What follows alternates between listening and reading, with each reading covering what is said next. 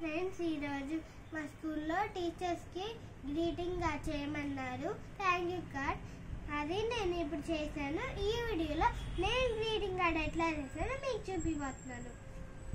First పింక్గా ఉండే ఇంత size పేపర్ను 2 తీసుకోవాలి. తర్వాత ఇట్లా పెట్టి ఇక్కడ గమ్మేసి ఇంకో పేపర్ దానిపైన అతికించి ఇట్లా ఫోల్డ్ చేయాలి ఫ్రెండ్స్.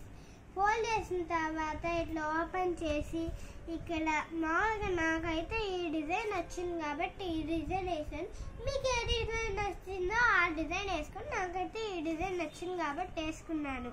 తర్వాత 7 మామూలు హార్ట్ గీసేసి ఐ లవ్ యూ మ్యామ్ అని గీసి ఒక చాక్లెట్ పెట్టండి.